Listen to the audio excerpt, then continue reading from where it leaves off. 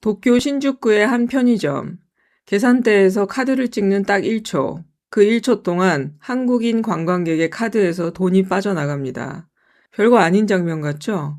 그런데 작년 한 해에만 이런 장면이 946만 번, 그러니까 대한민국 인구의 5분의 1에 가까운 사람이 일본에서 이 1초를 반복했습니다.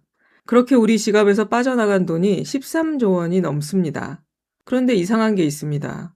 이 나라 30년째 망했다는 소리를 듣고 있거든요.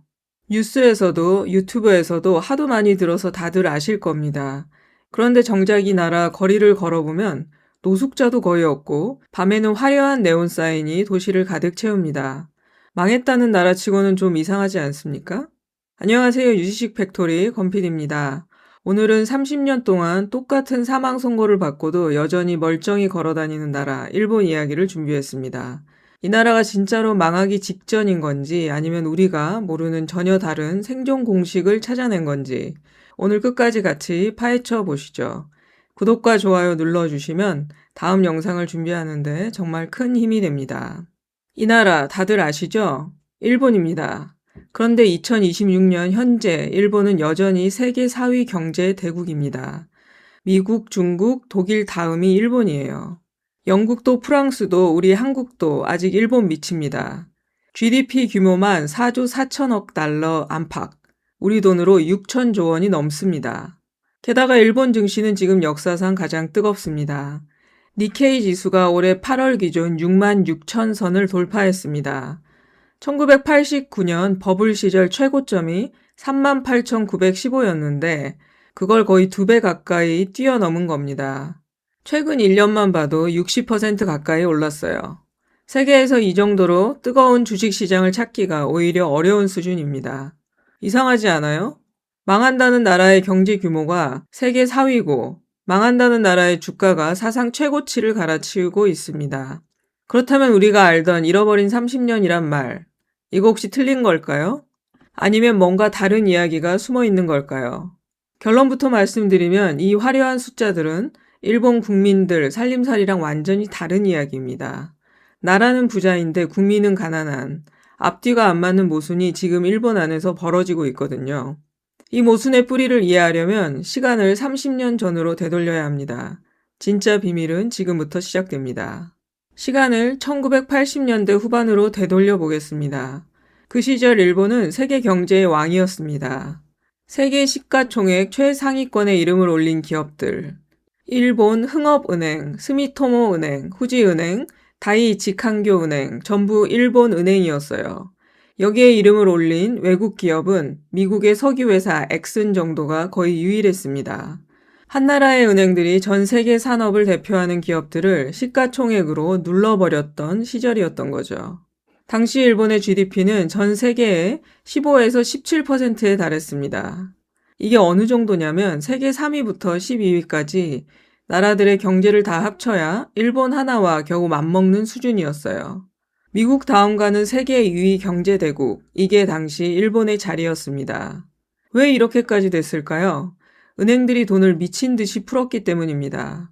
금리가 바닥까지 내려가니 누구든 쉽게 돈을 빌릴 수 있었고 그 돈은 전부 부동산과 주식으로 흘러들어갔습니다. 땅값이 오르니까 그 땅을 담보로 또 돈을 빌리고 그 돈으로 또 땅을 사는 구조. 돈이 돈을 부르는 회전판이 쉴 새 없이 돌아간 겁니다. 그런데 이 회전판은 영원히 돌 수가 없었습니다. 그리고 1990년 그 회전판이 멈췄습니다. 일본 정부가 뒤늦게 이건 너무 과열됐다며 금리를 올리기 시작한 겁니다. 돈을 빌리는 비용이 갑자기 비싸지니까 부동산을 살 사람이 줄었고 사는 사람이 줄으니까 가격이 떨어지기 시작했습니다. 니케이 지수는 1년 만에 거의 반토막이 났습니다. 부동산은 더 심각했어요. 도쿄 집값은 10년 넘게 끝없이 추락해서 꼭대기 시절의 5분의 1 수준까지 내려앉았습니다. 서울 아파트로 치면 15억짜리가 3억이 된 셈이에요. 이 상상이 되시나요, 여러분? 여기서 진짜 문제가 터집니다. 은행들이 땅을 담보로 돈을 빌려줬는데 그 담보 가치가 반의 반토막이 나버린 겁니다. 빌려준 돈을 돌려받을 수가 없게 된 거예요. 정상적인 나라라면 이런 은행은 문 닫아야 됩니다. 부실 기업도 정리해야 하고요. 그런데 일본 정부는 그렇게 하지 않았습니다. 망해야 할 은행을 살려두고 갚을 능력이 없는 기업에게 계속 돈을 빌려줬죠. 경제학자들은 이걸 좀비 은행, 좀비 기업이라 불렀습니다. 죽었는데 죽지 않은 채 계속 돌아다니는 존재들이죠. 이 좀비들이 일본 경제의 피를 아주 오랫동안 아주 조금씩 빨아먹기 시작했습니다. 새로운 기업이 태어나야 할 자리에 좀비 기업이 차지하고 있으니 혁신도 성장도 막아버린 겁니다. 그런데 이 정체의 늪 한복판에서 아무도 크게 주목하지 않았던 조용한 반전이 하나 일어납니다. 1990년대 중반 일본 기업들은 벽에 부딪혔습니다. 국내 시장이 더 이상 커지지 않았거든요. 거품이 터진 뒤 사람들은 지갑을 닫았고 인구는 이미 줄어들 조짐을 보이고 있었습니다. 자동차를 만들어도 살 사람이 예전만큼 없는 상황이 된 겁니다. 그래서 일본 기업들은 하나의 결단을 내립니다. 안에서 못 벌면 밖에서 벌겠다는 거죠. 토요타가 대표적입니다. 일본 안에서만 차를 만들어 수출하던 방식을 완전히 버리고 미국 켄터키에 거대한 공장을 짓고 영국과 태국에도 생산기지를 만들었습니다. 일본에서 만들어 배에 실어 보내는 대신 팔리는 나라에서 직접 만들기 시작한 겁니다. 토요타만 그런 게 아니었습니다. 소니는 미국과 유럽의 엔터테인먼트 산업을 확장했고 소프트뱅크의 손정의 회장은 미국과 인도, 중국의 스타트업에 수십조 원을 쏟아부었습니다. 겉으로 보면 일본 안에서는 여전히 저성장의 늪이었지만 그 시선이 닿지 않은 해외에서는 완전히 다른 판이 조용히 만들어지고 있었던 겁니다. 이 결정 하나가 앞으로 30년 동안 일본을 먹여 살리는 진짜 엔진이 됩니다. 국내에서 못 번 돈을 해외에서 벌어들이기 시작하면서 일본이라는 나라의 정체성 자체가 서서히 바뀌기 시작한 거예요. 물건을 만들어 파는 나라에서 전 세계에 자산을 심어놓고 그 열매를 거둬들이는 나라로 말이죠. 그 정체가 정확히 무엇인지 알아보겠습니다. 이걸 경제 용어로 1차 소득 수지라고 부릅니다. 쉽게 말해 해외에 투자한 자산에서 들어오는 이자, 배당금, 그리고 토요타 미국 공장처럼 해외 자회사가 본사로 보내는 이익을 다 합친 돈입니다. 이 통장에 얼마가 찍히는지 아세요? 매년 40조엔이 넘습니다. 우리 돈으로는 400조 원에 육박하는 돈이에요. 더 놀라운 건 이 숫자가 일본이 무역과 서비스로 벌어들이는 전체 경상수지 흑자보다도 크다는 겁니다. 무슨 뜻이냐면 일본이 물건을 팔아서 적자를 봐도 해외에 묻어둔 돈에서 나오는 이자와 배당이 그 손실을 메우고도 남는다는 뜻입니다. 일본은 더 이상 단순한 수출 대국이 아니라 투자 소득으로 먹고 사는 나라로 체질을 완전히 바꿔버린 겁니다. 일본을 건물주라고 생각해 보세요. 예전 일본은 매달 성실히 출근해서 월급 받는 나라였어요. 물건을 만들어 팔고 그 돈으로 사는 거죠. 그런데 지금 일본은 전 세계 곳곳에 건물을 사놓고 월세를 받는 은퇴한 건물주가 된 겁니다. 국내에서 새로 일을 안 해도 밖에 심어놓은 자산들이 알아서 돈을 벌어다 주는 겁니다. 미쓰비시 상사, 미쓰이물산, 이토추 같은 일본 종합상사들은 단순한 무역회사가 아닙니다. 가령 동남아시아의 한 나라에서 발전소가 필요하다고 해봅시다.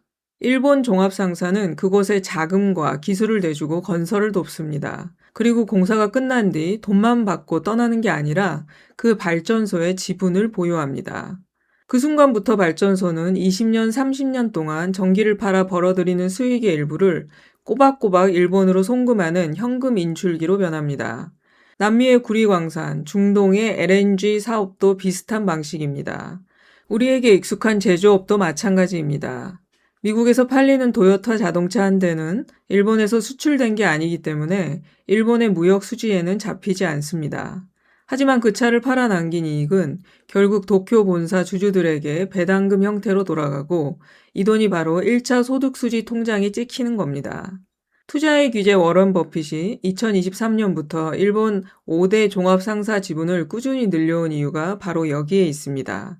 그는 일본 기업의 미래를 본 게 아니라 일본이 전 세계에 구축해 놓은 이 자산 포트폴리오를 본 것입니다. 세계에서 가장 신중한 투자자 중 한 명이 판돈을 걸었다는 사실. 이게 이 구조가 허황된 이야기가 아니라는 방증이기도 합니다. 여기에 미국 국채도 있습니다. 일본은 전 세계에서 미국 국채를 가장 많이 들고 있는 나라입니다. 보유액이 1조 1천억 달러가 넘어요. 2위인 영국이나 3위 중국과도 격차가 상당합니다.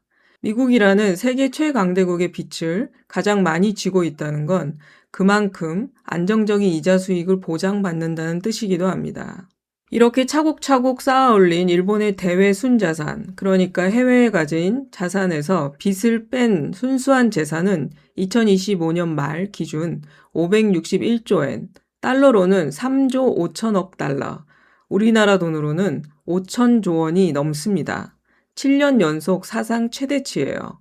나라 안에서 30년째 정체됐다는 말을 듣는 나라가 밖에서는 이 정도 규모의 곡간을 쌓아온 겁니다. 그런데 여기서 오해하면 안 되는 게 있습니다. 일본이 투자로 먹고 사는 나라가 됐다고 해서 제조업이 망한 게 아니라는 겁니다. 스마트폰이나 완성품 시장에서는 한국, 대만, 미국에 밀려났지만 그 완성품을 만드는데 꼭 필요한 소재와 부품, 장비에서는 오히려 지배력이 더 강해졌습니다. 삼성이든 TSMC든 일본의 소부장 없이는 반도체 한 장도 제대로 못 만듭니다. 반도체 회로를 새기는 데 쓰이는 포토레지스트는 시네치화학, JSR, 도쿄오카 공업 이 세 일본 회사가 시장의 90%를 쥐고 있습니다. 웨이퍼 표면을 그리는 핵심 장비는 도쿄 일렉트론이 사실상 독점하고 있고요. 지금 여러분이 보고 있는 이 화면도 이 영상을 촬영한 카메라도 그 한 어딘가엔 일본의 소재와 장비가 들어가 있는 셈입니다. 여기에 일본 안에는 또 하나의 든든한 버팀목이 있습니다. 바로 1억 2천만 명의 내수 시장입니다. 실제로 일본 GDP의 55%가 민간 소비에서 나옵니다. 도요타, 유니클로, 세븐일레븐 같은 대기업들은 해외 경쟁력이 흔들려도 일본 안에서만으로 어느 정도 매출을 확보할 수 있습니다. 마지막 버팀목은 국가 부채의 구조입니다. 일본 나라 빚은 GDP의 230%가 넘습니다. 세계 최고 수준이죠. 정상적인 나라였다면 진작 무너졌어야 할 숫자예요. 우리 집 가계부로 비유하면 연봉 3천만 원인 사람이 6,500만 원 넘는 빚을 지고 있는 셈입니다. 그런데 이 빚의 채권자가 누구냐가 중요합니다. 일본 국채의 90% 가까이를 일본 국민과 일본 국내 금융기관들이 들고 있습니다. 외국인이 들고 있는 비중은 10% 안팎에 불과해요. 외국 자본이 한꺼번에 빠져나가며 국제 시장을 흔들 위험이 애초에 작은 겁니다. 자기 나라가 망하고 파산 선고를 내리며 돈 내놓으라고 할 안방 식구는 없으니까요. 자, 여기까지 30년 동안 일본이 안 무너지고 버틴 이유입니다. 높은 출발선, 해외 투자 수익, 소부장 제조업, 1억 2천만 내수 시장, 안전한 국채 구조, 이 5겹의 갑옷을 입고 있으니 웬만한 충격에는 끄떡도 안 하는 겁니다. 그런데 이 완벽해 보이는 갑옷 아래 사실은 아주 서늘한 균열이 있습니다. 일본은 34년 동안 세계 최대 채권국, 그러니까 대외 순자산 세계 1위 자리를 지켜왔습니다. 그런데 2024년에 독일에 1위 자리를 내줬고 2025년에는 중국에도 밀려 3위로 떨어졌습니다. 자산 규모 자체가 역대 최대인데도 순위가 밀리는 겁니다. GDP 순위도 흔들리고 있습니다. 일본은 2023년 독일의 3위 자리를 내주고 4위로 내려앉았는데 요미우리 신문이 IMF 전망치를 인용한 보도에 따르면 내년쯤 인구 대국 인도에도 밀려 5위가 되고 2030년에는 영국에도 역전당해 6위까지 떨어질 수 있다고 합니다. 세계 2위 경제 대국이었던 나라가 앞으로는 몇 년 안에 6위까지 밀리는 그림이 그려지고 있는 거예요. 화려한 니케이 지수 뒤에는 더 서늘한 풍경이 있습니다. 도쿄 중심가 회사원들은 편의점에서 몇천 원짜리 도시락 하나 사들고 공원 벤치에서 끼니를 때웁니다. 회사 금고는 사상 최대인데 직장인 지갑은 갈수록 얇아지는 거죠. 30년 넘게 실질 임금이 거의 제자리였고 최근에는 엔저로 물가까지 오르기 시작하면서 실질 임금이 오히려 뒷걸음질 치고 있습니다. 해외 자산에서 들어오는 그 막대한 이자와 배당은 국내 임금 인상이나 내수 활성화로 잘 이어지지 않습니다. 나라 전체로 보면 분명히 부자인데 그 부가 국민 전체에게 골고루 퍼지지 않는 거예요. 이 5겹 갑옷이 나라 전체를 지켜주고는 있지만 정작 그 갑옷 안에 있는 개개인의 삶까지는 지켜주지 못하고 있는 셈입니다. 사람 문제는 더 근본적입니다.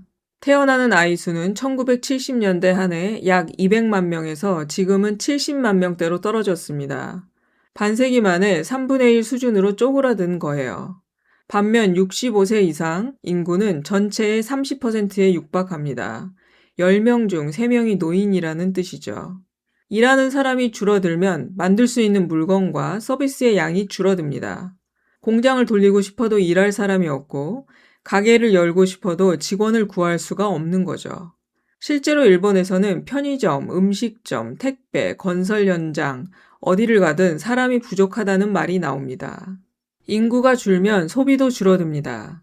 사람이 적으면 밥을 먹는 사람도, 옷을 사는 사람도, 집을 사는 사람도 적어지니까요.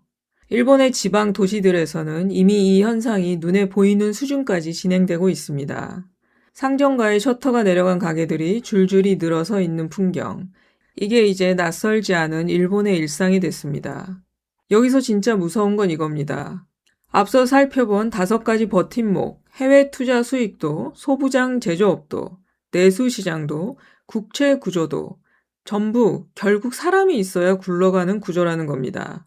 일할 청년이 사라지니 세수는 줄어드는데 연금을 받아가는 고령층이 계속 늘어납니다. 완벽해 보이던 5겹 갑옷이 사실은 인구라는 단 하나의 구멍 앞에서 서서히 뚫리고 있는 셈입니다. 그렇다면 지금의 니케이 대세 상승은 뭘까요? 이건 3가지가 겹친 결과입니다. 첫째, 도쿄 증권거래소가 2023년부터 저평가된 기업들에게 개선 계획을 내라고 사실상의 최후 통첩을 보냈습니다. 장부상 자산 가치보다 주가가 한참 낮은 회사들에게 왜 그런지 설명하라고 요구한 거예요. 이건 일본 기업 문화에서는 혁명에 가까운 일이었습니다. 일본 기업들은 오랫동안 주주보다 직원과 거래처를 우선시하는 문화였거든요.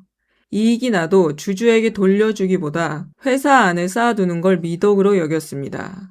그 결과 돈은 있는데 효율이 떨어지는 기업들이 가득했죠. 압박 이후 기업들이 자사주를 사들이고 배당금을 늘리고 비효율적인 사업을 정리하기 시작합니다. 외국인 투자자들은 이 변화를 보고 돈을 쏟아붓기 시작했습니다. 둘째, 기록적인 엔저 현상이 수출 기업들에게 날개를 달아줬습니다. 엔화 가치가 떨어지면 일본 기업이 해외에서 번 달러를 엔화로 바꿀 때 그 가치가 더 커집니다.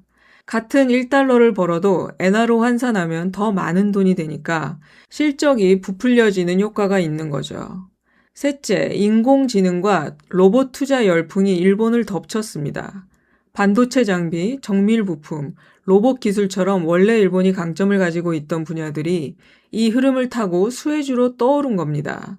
사람이 줄어드는 나라에서 로봇과 인공지능에 거는 기대는 단순 투자 열풍이 아니라 사라지는 노동력을 기계가 대신해야 하는 절박한 생존의 문제이기도 하죠. 기업 지배구조 개혁, 엔화 약세, 인공지능 투자, 이 3가지가 겹치면서 세계 자본이 일본으로 몰려들었습니다. 하지만 주가가 오른다고 나라의 미래가 밝다고 단정할 수는 없죠. 주식시장은 기대를 먹고 자라는 곳이지 현실 그 자체는 아니니까요. 이게 진짜 체질 개선인지 아니면 또 하나의 거품을 키우고 있는 건지 그 판단은 아직 아무도 장담 못합니다. 자, 이제 처음 이야기로 돌아가 볼까요? 작년 한 해 946만 명의 한국인이 일본에서 카드를 긁고 13조 원을 썼습니다. 사실 이 숫자가 오늘 우리가 이야기한 일본의 건물주 구조를 우리 손으로 완성해주고 있는 장면입니다. 2025년 방일 한국인은 645만 6,900명으로 역대 최대 전 세계 국가 중 1위였습니다. 코로나 이전인 2019년보다 70% 가까이 늘어난 수치예요. 반대로 일본인이 한국에 온 건 365만 3천 명 뿐이었습니다. 한국인 3명이 일본에 갈 때 일본인은 1명만 한국에 오는 구조가 된 거예요. 그 결과 한국의 대일본 여행 수지 적자는 57억 달러, 우리 돈으로 8조 7,700억 원을 넘어서면서 관련 통계를 집계한 1998년 이후 역대 최대를 기록했습니다. 앞서 봤던 그 건물주 비율을 다시 떠올려 보세요. 우리는 지금 매년 이 나라에게 자발적으로 월세를 갖다 바치고 있는 셈입니다. 일본이 30년째 안 망하는 이유 중 하나가 이렇게 전 세계에서, 특히 한국에서 꾸준히 흘러 들어오는 관광 수입이거든요. 물론 여행 자체가 나쁜 건 아닙니다. 다만 우리가 무심코 쓰는 이 돈이 일본이라는 나라의 버팀목 한 축이 되고 있다는 사실은 알고 쓰는 것과 모르고 쓰는 것 사이에 꽤 큰 차이가 있습니다. 일본이 겪는 이 느린 침체를 한국은 얼마나 버텨낼 수 있을까요? 일본은 인구가 줄기 전에 신칸센과 전국 철도망 같은 인프라를 이미 다 깔아놓았고 기업들이 해외에 자산을 심어놨습니다. 늙기 전에 부자가 됐다는 뜻입니다. 한국은 그 반대에 가깝습니다. 아직 두둑한 해외 자산도 완성된 인프라도 다 갖추기 전에 훨씬 더 빠른 속도로 늙어가고 있습니다. 한국의 순대외 자산은 일본의 4분의 1 수준입니다. 반면 GDP 대비 가계부채 비율은 한국이 90%에 육박해서 일본의 60%대보다 훨씬 높습니다. 일본은 나라가 진 빚을 국민이 나눠 갖고 있는 구조라면 한국은 정부보다 개인이 직접 빚을 짊어진 구조에 가깝습니다. 일본은 아직 현역에서 은퇴해 자산으로 사는 부자 노인이라면 한국은 아직 현장에서 뛰는 현역 샐러리맨에 가깝습니다. 그런데 그 현역 샐러리맨이 은퇴 자금은 하나도 못 모은 채 벌써 흰머리가 나기 시작한 형국이라면 상황이 조금 다르게 보이지 않습니까? 확실한 건 이겁니다. 일본은 망하지 않았습니다. 대신 늙고 사람이 줄어드는 조건 속에서 성장 대신 버티는 법을 찾아낸 나라가 됐습니다. 일본이 30년에 걸쳐 천천히 겪은 비화를 우리는 훨씬 짧은 시간 안에 압축해서 마주할 가능성이 높습니다. 일본이라는 거울 앞에서 우리는 지금 무엇을 미리 쌓아둬야 할까요? 혹시 이 채널이 처음이시라면 구독 버튼 한번 눌러주세요. 여러분이 눌러주시는 좋아요와 구독이 다음 이야기를 준비하는 데 가장 큰 힘이 됩니다. 오늘 영상도 끝까지 봐주셔서 감사합니다.